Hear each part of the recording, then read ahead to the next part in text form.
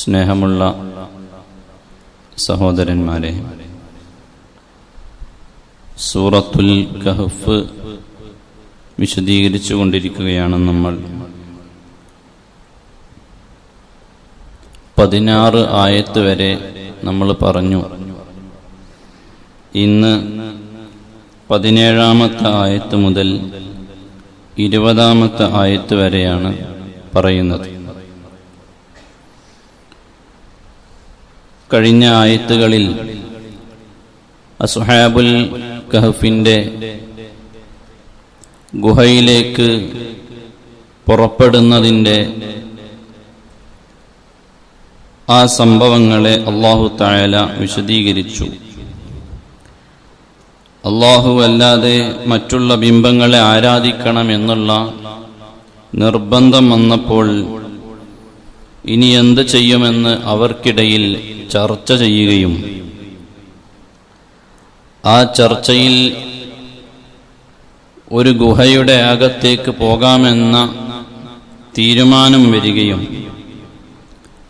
അള്ളാഹുവിനോട് അവർ ദുആ ചെയ്ത പ്രകാരം അവർക്ക് വേണ്ട രീതിയിൽ അള്ളാഹു എല്ലാ സൗകര്യങ്ങളെയും ഏർപ്പെടുത്തി കൊടുക്കുകയും ചെയ്തു എന്നാണ് നമ്മൾ പറഞ്ഞത്. 17-ാമത്തെ ആയത്ത് മുതൽ അസ്ഹാബുൽ കഹ്ഫ് ഗുഹയിലെത്തി. ആ ഗുഹയിൽ നിന്നുണ്ടായ സംഭവങ്ങളെ വിശദീകരിക്കുകയാണ്. ഗുഹയിലേക്ക് അവരെത്തി. വനാമോ, അവരാ ഗുഹയിൽ ഉറങ്ങി. അല്ലാഹു തആല അവരെ ആ ഗുഹയിൽ ഉറക്കിക്കളഞ്ഞു. അല്ലാഹു അവരുടെ ദുആഇന് ഉത്തരം ചെയ്തു. എന്താണ് അവർ ദുആ ചെയ്തിരുന്നത്? കഴിഞ്ഞ ആയത്തിൽ നമ്മൾ പറഞ്ഞു, റബ്ബനാ ആതിനാ മിൻ ലദുൻക റഹ്മതൻ വഹയ്യിഅ ലനാ മിൻ അംരിനാ റശദാ.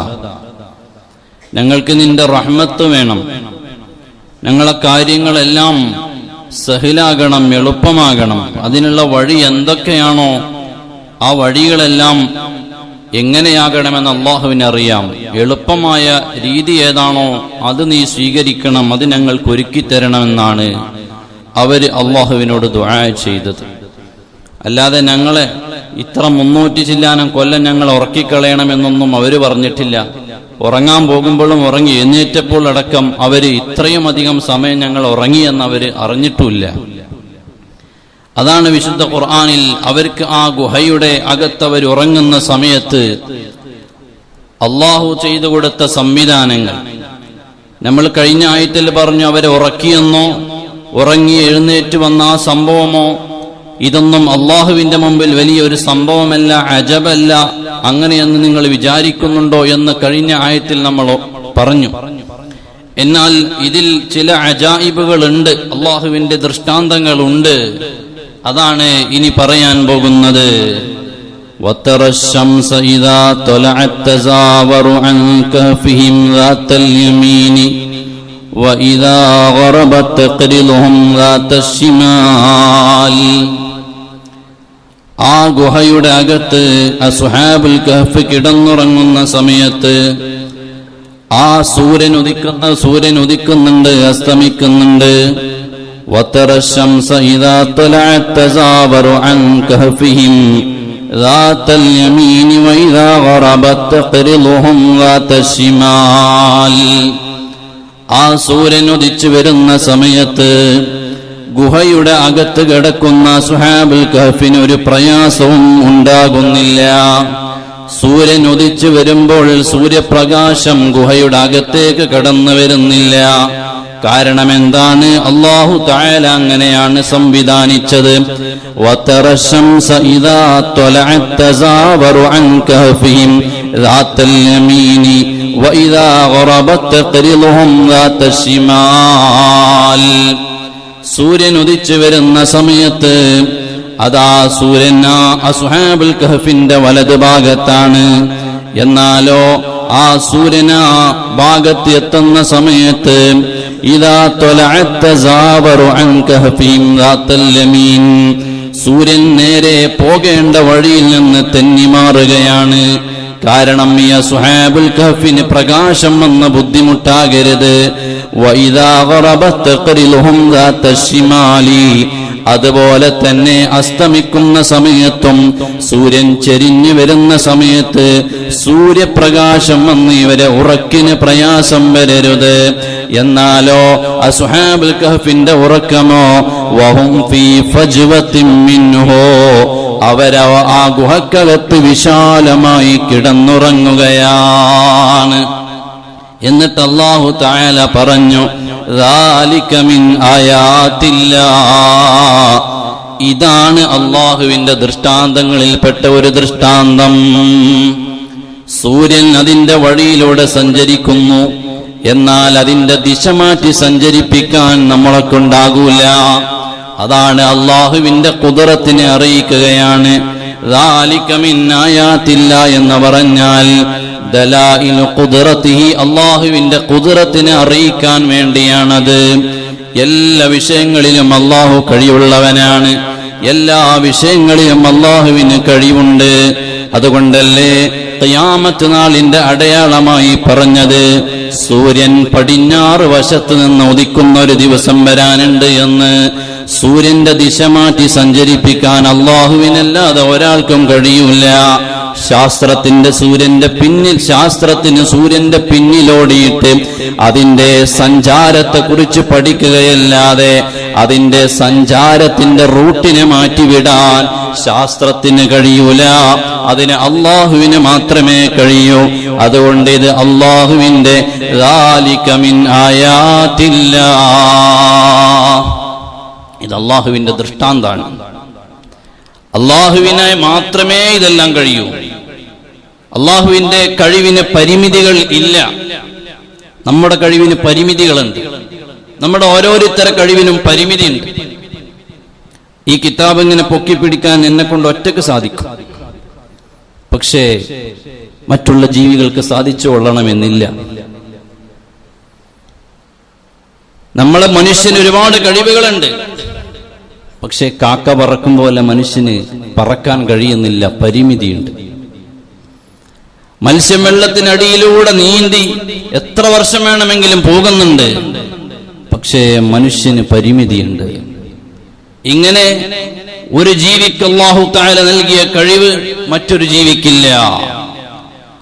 അങ്ങനെ അങ്ങോട്ടും ഇങ്ങോട്ടും പരസ്പരം പരിമിതികൾക്കുള്ളിൽ ജീവിക്കുന്നവനാണ് മനുഷ്യൻ എന്ന് മാത്രമല്ല അല്ലാഹുവിന്റെ മുഴുവൻ സൃഷ്ടിജാലങ്ങൾ.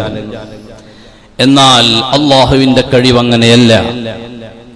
എല്ലാ പരിമിതികൾക്കും അപ്പുറം പരിമിതിയില്ലാത്ത ഖുദ്റത്ത്, അതാണ് അല്ലാഹു. അതാണ് ഇവിടെ അല്ലാഹുവിന്റെ ദൃഷ്ടാന്തമായി അല്ലാഹു ഓർമ്മപ്പെടുത്തിയത്.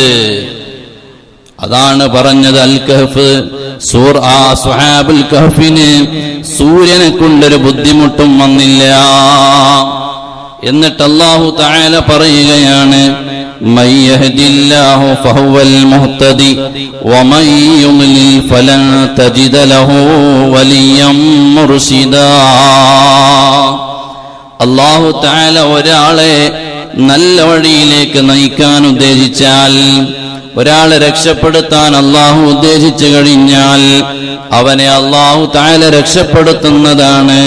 അതേ സമയത്ത് അല്ലാഹു ചോദിക്കുന്നു, വമൻ യുദ്ലിൽ ഫലൻ തജിദ ലഹു വലിയ്യം മുർശിദാ. അല്ലാഹു തആല ഒരാളെ അങ്ങ് പിഴപ്പിച്ചു കളയാൻ ഉദ്ദേശിച്ചു കഴിഞ്ഞാൽ, നശിപ്പിച്ചു കളയാൻ ഉദ്ദേശിച്ചു കഴിഞ്ഞാൽ ഫലൻ തജിദ ലഹു വലിയ്യം മുർശിദാ. നിങ്ങളെ രക്ഷിക്കാൻ ഏത് രക്ഷിതാവാണ് വരാനുള്ളത്? നിങ്ങൾ അതിൽ നിന്ന് രക്ഷപ്പെടുത്താൻ വേറെ ആർക്കാണ് കഴിയുന്നത്?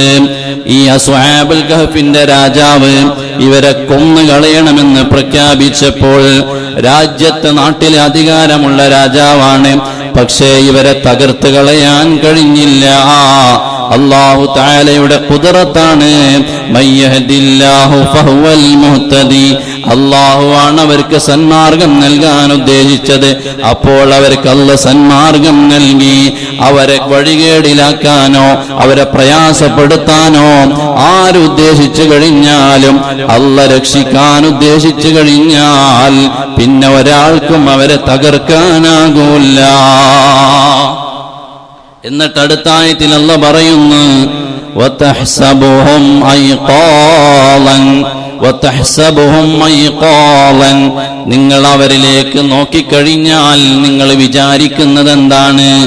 ഐഖാലാ, അവരെ ഉറങ്ങുന്നവരല്ല ഉണർന്നിരിക്കുന്നവരാണെന്നാണ് നിങ്ങൾക്ക് കണ്ടാൽ തോന്നുന്നത്. കാരണം ലിഅന്ന അയുനഹും മുതഫത്തിഹതൻ, അവരുടെ കണ്ണുകൾ തുറന്നിരിക്കുകയാണ്, അവരുടെ ഖൽബുകളാണ് ഉറങ്ങുന്നത്. അതുകൊണ്ട് ഒരാൾ വന്നവരിലേക്ക് നോക്കിയാൽ അവർ ഉണർന്നു കിടക്കുകയാണെന്നാണ് തോന്നുക. പക്ഷേ വഹും റുഖൂദുൻ, അവരെല്ലാവരും ഉറക്കത്തിലാണ്. എന്നിട്ട് അല്ലാഹു പറയുന്നവരെ എന്ത് ചെയ്തു എന്നാണ് പറയുന്നത്? വനുഖല്ലിബുഹും ദാതൽ യമീനി വദാതൽ ശിമാലി, ആ ഉറങ്ങുന്ന അസ്ഹാബുൽ കഹ്ഫിനെ വനുഖല്ലിബുഹും, നാം ഇങ്ങനെ മറിച്ചിട്ട് കൊണ്ടേയിരുന്നു. ഉറങ്ങിക്കിടക്കുമ്പോ അങ്ങോട്ടും ഇങ്ങോട്ടും ഇങ്ങനെ ഇടയ്ക്കിടെ അവരെങ്ങനെ മറിച്ചിടും. എന്ന് പറഞ്ഞാൽ ഉറങ്ങുന്ന ഒരാൾ ചിലപ്പോൾ അങ്ങോട്ട് തിരിഞ്ഞടക്കും, ഇങ്ങോട്ട് തിരിഞ്ഞടക്കും. ഇത് 1, 2, 5, 6 മണിക്കൂറല്ല ഈ ഉറക്കം. അല്ലാഹു തആല അവരെങ്ങനെ അങ്ങോട്ടും ഇങ്ങോട്ടും തിരിച്ചും മറിച്ചും അവരെ കൊണ്ട് അല്ലാഹു അവരെങ്ങനെ മറിച്ചിട്ടിരുന്നു. എന്തിനാണ് അങ്ങനെ അല്ലാഹു തആല മറിച്ചിട്ടത്? ലിഅല്ലാ തഅകുലുൽ അർള ലുഹൂമഹും, അവരുടെ മാംസം ഭൂമി തിന്നാതിരിക്കാനാണ്.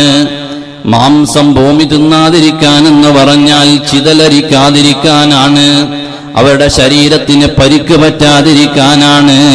അല്ലാഹു അവർക്ക് അവർക്ക് വേണ്ട സംവിധാനങ്ങൾ ഒരുക്കി കൊടുക്കണമെന്നല്ലേ അല്ലാഹുവിനോട് അവര് പറഞ്ഞത്. അതുകൊണ്ട് തന്നെ ആ ഉറക്കത്തിൽ ഭൂമിയിൽ ഒരേ കിടപ്പ് കിടന്നാൽ അവരുടെ ശരീരം മാംസം ഭൂമിയോട് ചേർന്ന് കിടക്കുമ്പോൾ ആ മാംസത്തിൽ ചിതലരിച്ചു പോകരുത്.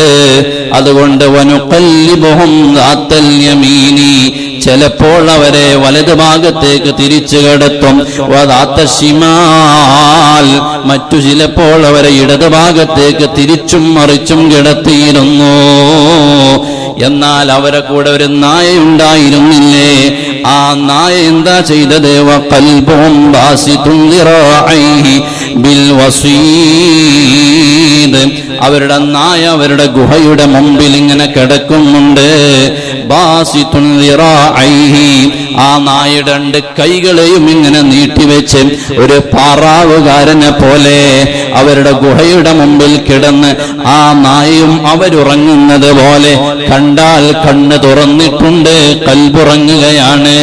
അതുപോലെ ആ നായയും ഗുഹയ്ക്ക് മുമ്പിൽ കിടന്നുറങ്ങുന്നുണ്ട്. എന്നിട്ട് അല്ലാഹു പറഞ്ഞു, ലവിത്തലഅത അലൈഹിം ലവല്ലൈത മിൻഹും ഫിറാറാ, നബിയേ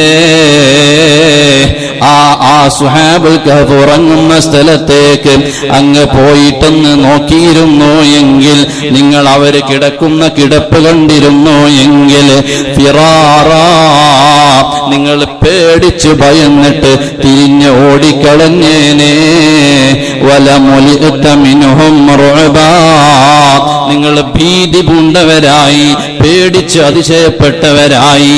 ഈ മനുഷ്യര് കണ്ണ് തുറന്ന് കിടക്കുന്നത് കണ്ടാൽ നിങ്ങൾ അവിടെ കണ്ടിരുന്നു എങ്കിൽ നിങ്ങൾ പേടിച്ച് ഓടിപ്പോയേനെ നബിയേ.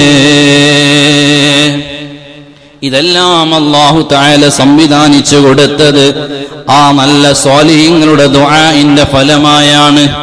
എന്നിട്ട് അല്ലാഹു തആല പറയുന്നു, വകദാലിക ബഅസ്നാഹും, വകദാലിക, ഈ കാര്യങ്ങളൊക്കെ ചെയ്ത് ഇവരെ ഉറക്കിക്കിടത്തി, ഇവർക്ക് ഇങ്ങനെയുള്ള സംവിധാനങ്ങളൊക്കെ ഒരുക്കി.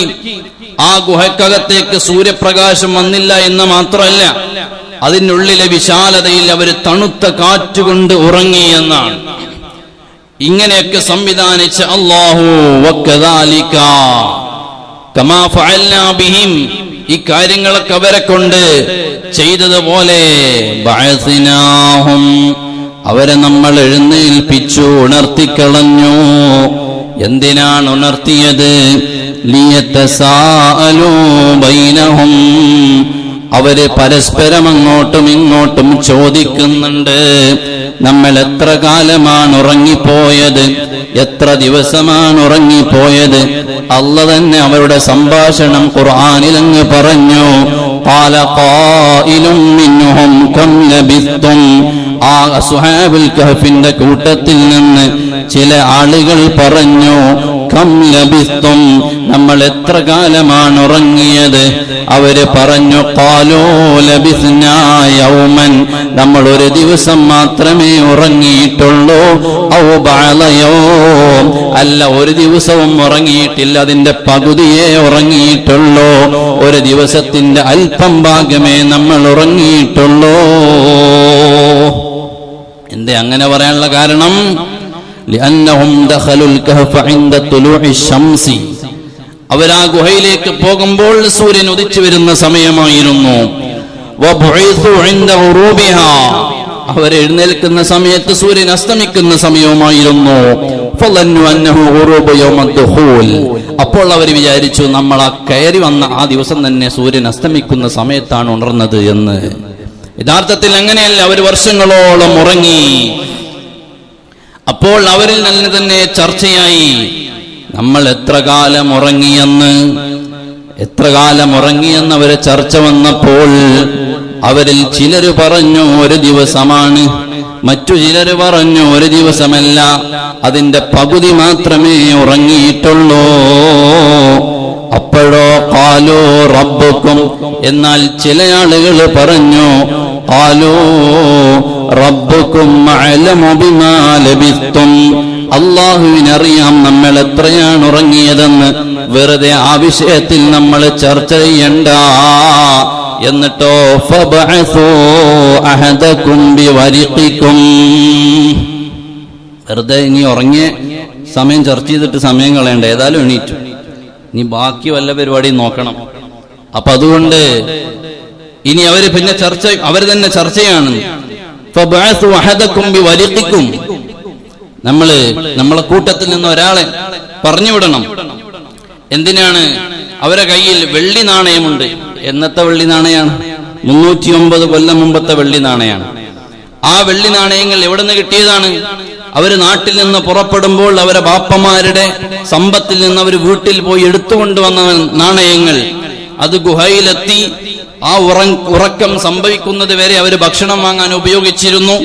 ബാക്കിയുള്ള സമ്പത്ത് അവരുടെ തലക്ക് ഭാഗത്ത് വെച്ച് അവർ കിടന്നുറങ്ങി. എഴുന്നേറ്റപ്പോൾ ആ നാണയങ്ങൾ എടുത്തിട്ട് അവർ ചർച്ചയാണ്, ഇനി ഒരാളെ പറഞ്ഞു വിടണം, ഭക്ഷണം വാങ്ങണം, അപ്പൊ വെള്ളി നാണയം കൊണ്ട് പറഞ്ഞു വിടണം. ആ വെള്ളി നാണയത്തിനൊരു പ്രത്യേകത ഉണ്ടായിരുന്നു. എന്താണ്? ഓരോ നാട്ടിലും ഓരോ കാലത്തും ഭരിക്കുന്ന രാജാക്കന്മാര്, ഇപ്പൊ നമ്മുടെ നാട്ടിലെ പണത്തുമ്മ ഗാന്ധിജിന്റെ ഫോട്ടോ ഉണ്ട് എന്നതുപോലെ ഓരോ രാജ്യത്തും ആ രാജാക്കന്മാരെ ഫോട്ടോ ഉണ്ടാകും, അതല്ലെങ്കിൽ അവരെ പേരുണ്ടാകും. ഇവരെ നാട് കടത്തിയ ഇവര് ഭയന്ന് വന്നൊരു രാജാവുണ്ട്, അയാളെ പേര് ദഖിയാനൂസ് എന്നല്ലേ. ആ ദഖിയാനൂസ് എന്ന രാജാവിന്റെ പേര് ഈ നാണയത്തിൽ എഴുതിയിട്ടുണ്ട്. മറ്റൊരു തഫ്സീറിൽ കാണാം അദ്ദേഹത്തിന്റെ ഫോട്ടോ പതിച്ചിട്ടുണ്ട്. അപ്പൊ അങ്ങനെ ആ ദഖിയാനൂസ് എന്ന ഈ രാജാവിന്റെ പേരെഴുതിയ നാണയാണ്. അപ്പൊ ഈ നാണയം കയ്യിൽ കിട്ടിയാൽ ആളുകൾക്കറിയാം ഇത് ഇത്ര വർഷം മുമ്പത്തെ ഇന്ന രാജാവിന്റെ കാലഘട്ടത്തിൽ ഉണ്ടായിരുന്ന നാണയാണെന്ന്. ആ നാണയൊക്കെ നാട്ടിൽ നിരോധിച്ചിട്ട് കാലങ്ങൾ കുറയായില്ലേ. അങ്ങനെ ഈ നാണയവുമായിട്ടാണ് ഇവര് നാട്ടിലേക്ക് ഇറങ്ങാൻ വേണ്ടി അവര് ഒരാളെ തെരഞ്ഞെടുക്കുകയാണ്. ആരെയാണ് തെരഞ്ഞെടുക്കുന്നത്? നമ്മുടെ പഴയ തംലീഹ. നേരത്തെ ഉറങ്ങുന്നതിന് മുമ്പ് തംലീഹ എന്ന് പറഞ്ഞ ആളെയാണ് ഭക്ഷണം കൊണ്ടുവരാനും മറ്റുള്ള രഹസ്യ വിവരങ്ങളെ കൈമാറാനും ഒക്കെ പറഞ്ഞു വിട്ടത്. എന്താണ്? തംലീഹനെ തന്നെ തെരഞ്ഞെടുക്കണമെന്ന് അറിയോ? തഫ്സീറുകളിലൊക്കെ കാണാം അവരെ കൂട്ടത്തിൽ പ്രായം കുറഞ്ഞ ആള് തംലീഹായിരുന്നു. നമുക്കുണ്ടല്ലോ അങ്ങനെ സ്വഭാവം അല്ലേ? നമ്മൾ കടയിൽ പറഞ്ഞേക്ക് പെട്ടെന്നൊന്ന് കടയിൽ പോകണമെങ്കിൽ കുട്ടികളാരെങ്കിലും ഉണ്ടോ? വേഗം അങ്ങ് വിട്ടേക്കും. അങ്ങനെയാണല്ലോ അല്ലെ? പ്രായം കുറഞ്ഞവരെ കൊണ്ട് എന്തെങ്കിലുമൊക്കെ പണി അങ്ങ് എടുപ്പിക്കും എന്നതുപോലെ ഈ 7 ആളുകളിൽ നിന്ന് പ്രായം കുറഞ്ഞ ആള് തംലീഹയായിരുന്നു. അതുകൊണ്ട് തന്നെ ഇവരെപ്പോഴും അങ്ങാടിക്ക് സാധനം വാങ്ങാൻ പറഞ്ഞേക്കാരാണ് ഈ തംലീഖാനാണ്. ഉറങ്ങി എഴുന്നേറ്റപ്പോഴും ചർച്ച നടന്നു, നമ്മളെ കൂട്ടത്തിൽ നിന്ന് ഒരാൾ പോകണം സാധനങ്ങൾ വാങ്ങാൻ. എന്തിനാണ്? അതാ അല്ലാഹു തആല തന്നെ പറയുന്നു, ഫബഅസു വഹദകും ബിവരിഖികും ഹാദിഹി ഇലൽ മദീന ഫല്യൻദുർ അയ്യുഹാ അസ്കാ തുആമൻ ഫല്യഅതികും ബിരിസ്ഖിൻ മിൻ. നമ്മളെ ഈ അങ്ങാടിയിലേക്ക് പട്ടണത്തിലേക്ക് ഒരാൾ പോകണം. അദ്ദേഹം പോയിട്ടോ, അയാള് പോയിട്ട് നല്ല ഭക്ഷണം അന്വേഷിക്കണം. ഫല്യൻദുർ അയ്യുഹാ അസ്കാ തുആമൻ, നല്ല ഭക്ഷണം തന്നെ വേണം. അവരുറങ്ങി എഴുന്നേറ്റതാണ്, സ്വാലിഹീങ്ങളാണ്. നല്ല ഭക്ഷണം വേണമെന്ന് പറഞ്ഞാൽ പട്ടണത്തിലേക്ക് ചെന്നാൽ പല ഭക്ഷണവും കിട്ടും, ഹലാലായ ഭക്ഷണം തന്നെ വേണം. അവര് പറഞ്ഞയച്ചു തംലീഖയെ നല്ല ഭക്ഷണം തെരഞ്ഞെടുത്തിട്ട് മേടിച്ചു കൊണ്ടുവരാൻ. എന്നിട്ടോ ഫല്യഅതികും ബിരിസ്ഖിൻ മിൻഹു, ആ കൂട്ടത്തിൽ നിന്ന് അവര് ഭക്ഷണം വാങ്ങാൻ വേണ്ടി ആ തംലീഖനെ പറഞ്ഞു വിട്ടപ്പോഴാണ് പിന്നീട് നാണയത്തിന്റെ പ്രശ്നങ്ങൾ ഉണ്ടായത്. തംലീഖയെ അവിടെ പിടിച്ചു വെച്ചത്. ഈ നാണയം കുറെ കാലം മുമ്പ് വന്നുപോയ നാണയമാണ്. ഇതെവിടെ നിന്ന് കിട്ടിയെന്ന അന്വേഷണം വന്നിട്ടാണ് പിന്നീട് തംലീഖയെ പിടിക്കുന്നതും അസ്ഹാബുൽ കഹ്ഫിനെ അന്നത്തെ രാജാവ് അറിയുന്നതും. ഞാനിപ്പോൾ അങ്ങോട്ട് കിടക്കുന്നില്ല. എന്നിട്ടോ അവര് പറഞ്ഞു, പോകുമ്പോൾ അവര് പറഞ്ഞു, ഭക്ഷണം മേടിക്കാൻ പോകുന്ന ആളോടൊരു ഉപദേശം കൊടുത്തു, ഫല്യതലത്തഫ് വലാ യുശ്ഇറന്ന ബികും അഹദാ. ഭക്ഷണം വാങ്ങാൻ പോകുന്നതൊക്കെ ശരിയാണ്, നല്ല ഭക്ഷണം വാങ്ങി കൊണ്ടുവരണം. പക്ഷേ വല്യതലത്തഫ്, നല്ല കരുതലോടെ പോകണം. വലാ യുശ്ഇറന്ന ബികും അഹദാ, ഒരാൾ പോലും ഇവിടെയുള്ള ഈ വിവരങ്ങൾ അറിയാൻ പാടില്ല. ഒരാൾക്കും നമ്മുടെ രഹസ്യങ്ങൾ പറഞ്ഞു കൊടുക്കാനും പാടില്ല.